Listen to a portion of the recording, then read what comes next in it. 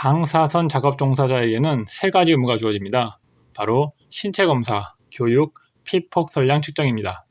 신체검사는 병원에서 피검사를 받는 것이고, 교육은 기본교육과 직장교육을 요구되는 조건에 따라 적절하게 이수하는 것입니다. 마지막이 피폭 선량 측정인데, 이 피폭 선량 측정은 측정기기를 사서 측정할 수 있는 단순한 것이 아닙니다.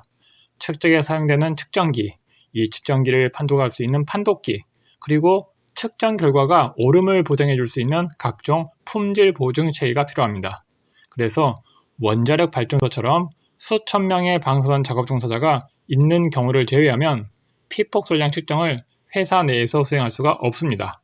방금 설명한 품질 보증 체계를 증명하기 위해 연간 수천만 원의 비용이 소요되기 때문입니다.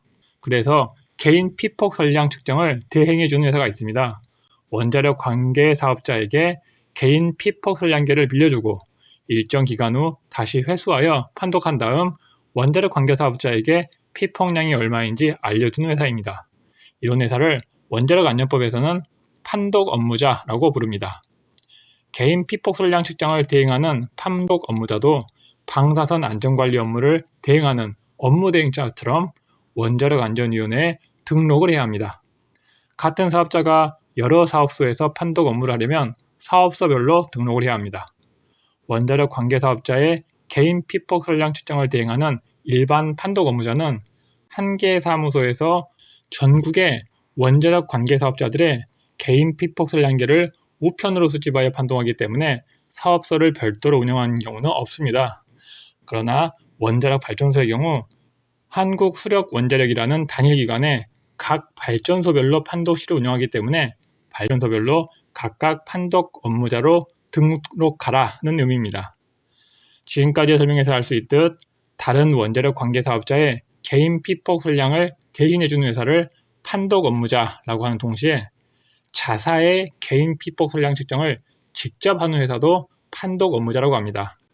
즉 사용허가기관이 자사 직원의 개인 피폭 선량을 직접 측정하고 싶다면 별도로 판독 업무자로 등록해야 합니다. 이미 판독 업무자로 등록된 판독 업무자가 허가받은 사항을 변경하고자 하는 경우 변경 신고를 해야 합니다. 변경 신고는 사유 발생 30일 이내입니다. 허가기관의 경우 변경 사유가 발생하면 사전 신고, 경미한 사항 변경 신고의 경우 사유 발생 30일 이내에 하는 점을 비교하면 판독 업무자는 경미한 사항 변경 신고가 없다는 점을 주목하시기 바랍니다. 판독 업무자로 등록하기 위해 제출해야 하는 서류 목록입니다. 판독 결과가 옳음을 증명하기 위해 인력, 장비, 품질 보증 체계에 대한 자료를 요구합니다.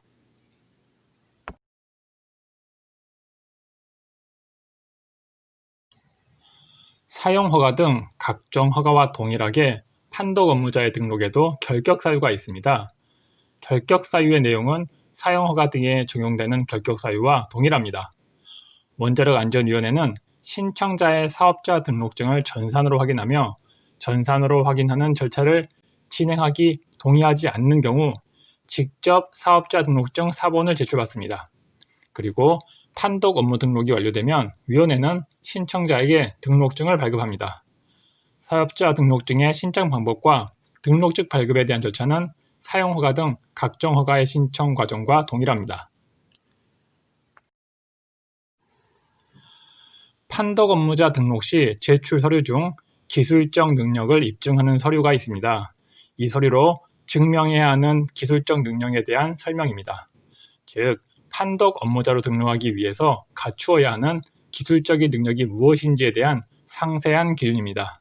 먼저 기술 인력, 시설, 취급 기준을 요구하는데 이 세 가지 항목은 다음 세 장의 슬라이드에서 각각 설명하겠습니다. 다음 소급성의 유지입니다. 소급성을 유지한다는 것은 측정값이 정확하다 혹은 믿을만하다 정도로만 이해하시기 바랍니다. 필름 배지의 경우 측정 후 판독까지 보관기간이 길어질수록 측정값이 낮게 나오는 현상, 즉 잠상 퇴행이 있다고 취급 기술 시간에 다루고 있습니다. 열형광 선량계는 잠상 퇴행의 영향이 적다고 하지만 전혀 없는 것은 아닙니다. 따라서 판독 업무자는 이러한 잠상 퇴행의 영향을 평가할 수 있어야 합니다. 이 내용을 법에서 개인 선량계 폐용 기간 동안 자연적으로 증가 또는 감소하는 피폭 선량의 영향에 대한 평가를 할 수 있을 것이라고 표현하고 있습니다. 필름 배지, 열 형광 선량계, 유리 형광 선량계, 광자극 형광 선량계 등 취급 기술 시간에 배우는 모든 개인 피폭 선량계는 필터를 사용하여 방사선의 종류를 구별합니다. 이렇게 필터를 사용하는 이유가 방사선의 종류를 구별하여 신부 선량과 표층 선량을 구별하여 판독하기 위해서입니다. 원자력 안전법에서 정한 선량 한도는 유효 선량뿐 아니라 눈, 수정체, 피부, 손, 발의 등가 선량도 요구하고 있습니다. 유효 선량은 신부 선량을 이용하여 계산할 수 있지만 피부의 등가 선량을 계산하기 위해서는 표층 선량을 측정해야 합니다. 이렇게 방사선 작업 종사자의 선량 한도 만족 여부를 증명하기 위해서 신부 선량과 표층 선량을 모두 측정해야 하므로 판독 업무자에게는 이 구분 능력을 요구합니다. 신부 선량은 몸통 표면 아래 10cm 깊이에서의 선량, 표층 선량은 인체 피부 표면 아래 0.07mm 깊이에서의 선량입니다. 신부 선량은 투과력이 강한 방사선에 대해 적용하므로 투과하는 이라는 penetrating을 의미하는 P를 사용하여 HP10, 표층 선량은 투과력이 약한 방사선에 대하여 적용하므로 외관에 라는 superficial을 의미하는 S를 사용하여 HS 0.07로 표기함을 유의하시기 바랍니다. 2010년 SRI에서 언급된 적이 있었습니다.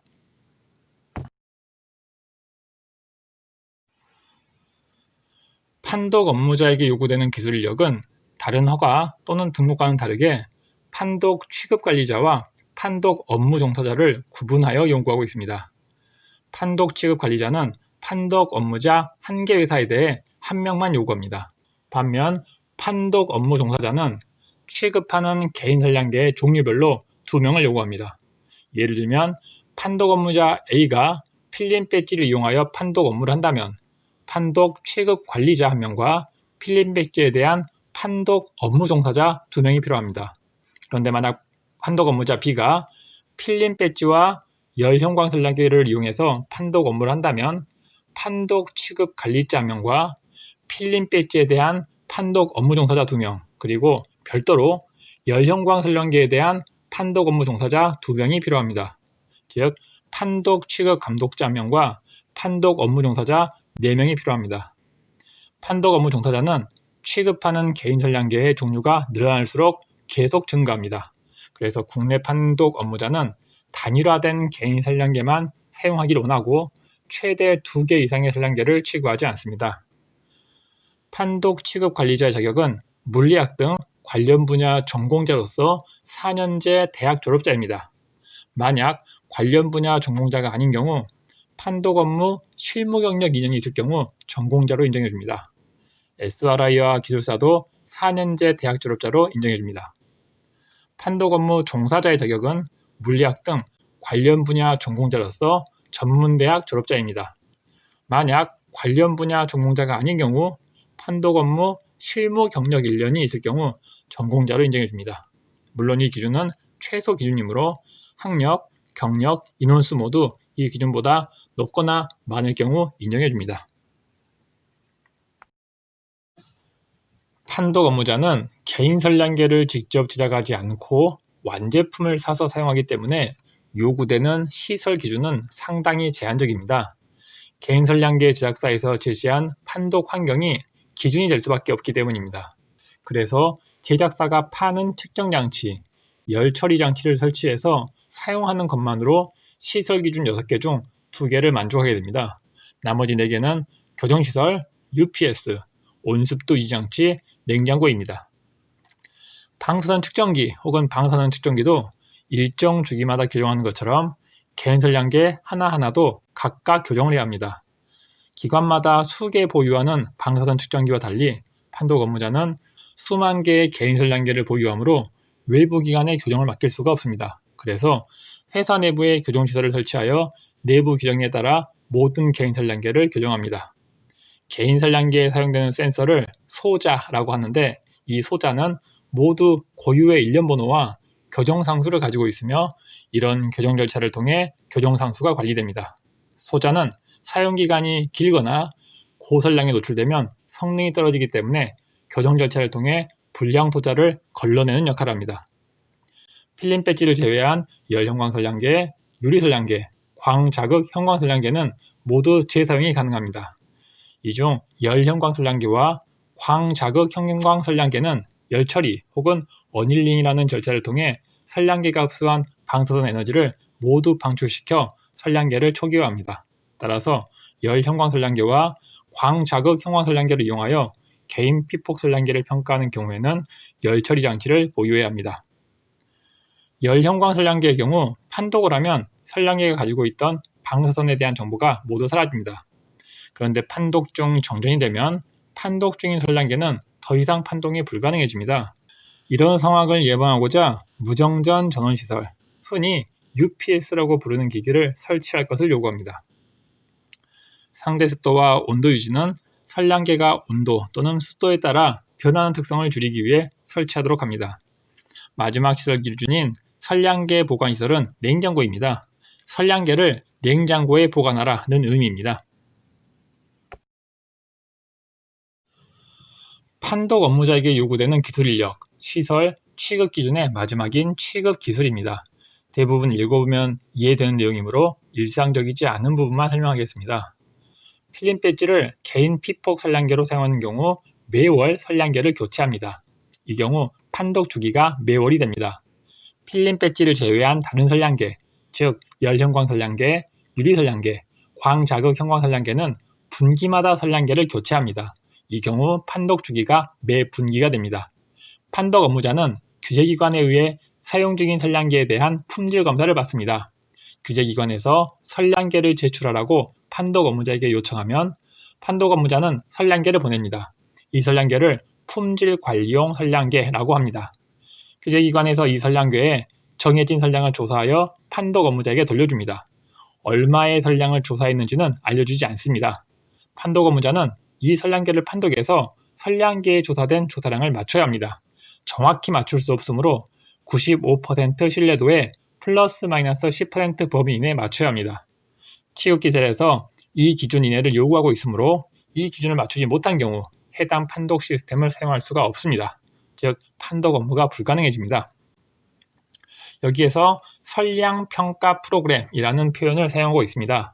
비록 판독 업무자가 완제품인 판독 장비를 구입해서 사용하지만 선량계와 판독 장비는 사용 조건에 따라 측정 효율이 점점 달라집니다. 그래서 판독 업무자는 실험을 통해 판독 프로그램을 조금씩 수정합니다.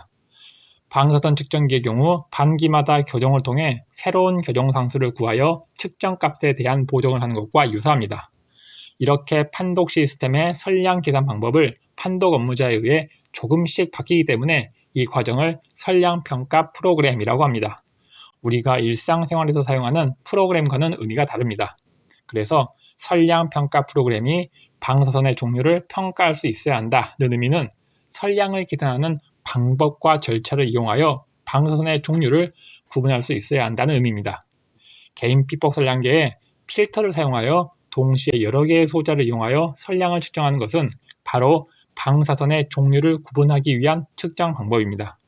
즉, 방사선의 종류를 평가할 수 있는 선량평가 프로그램에 따라 개인 피폭 선량계 1개에 보통 4개의 소자가 각각 다른 필도와 함께 사용됩니다. 기록 준위는 이보다 낮은 선량의 경우 기록할 가치가 없는 선량입니다. 달리 표현하면 적어도 이보다는 높은 값이어야 기록할 가치가 있다는 의미입니다. 이 선량은 0.1mS이며 개인 피폭 선량의 평가 결과 0.1mS보다 작은 값이면, 예를 들어 평가 결과가 0.08mS라면 선량계 적용자에게 당신의 피폭 선량은 0.08mS입니다 라고 알려주는 게 아니라 당신의 피폭 선량은 기록 준위 이하입니다 라고 알려줍니다. 마지막, 판독기와 개인 선량계는 성능 검사에 합격한 것을 사용해야 한다는 의미는 규제기관에서 판독 업무자가 보유한 판독기와 개인 선량계에 대한 성능 검사를 수행하겠다는 것입니다. 판독 업무자는 규제기관에서 검사를 받아야 합니다. 검사는 판독업을 시작하기 전에 받는 검사와 정기검사로 구분됩니다. 정기검사는 매년 실시합니다. 검사를 받는 방법은 다른 검사처럼 판독 업무자가 신청하여 받을 수 있지만 정기검사의 경우 판독 업무자가 신청하지 않고 원자력안전위원회가 연간 검사 계획을 잡은 후에 판독 업무자에게 통보하는 방법도 있습니다. 규제기관에서 검사 계획을 통보하면 당연히 판독 업무자는 별도의 검사 신청이 필요 없습니다. 검사 결과 기준에 미달하면 시정이나 보완을 요구할 수 있습니다. 판독검사는 판독업을 시작하기 전에 받는 개시전 검사와 매년 정기적으로 받는 정기검사를 구분합니다. 개시전 검사는 서류로 판독 업무자 등록을 승인받은 후 서류와 현장의 일치성을 확인하는 현장 검사이므로 판독시설, 장비, 인력 전반에 대한 검사를 합니다. 반면 정기검사의 경우 시설에 대한 개요와 수검 계획서를 제출합니다.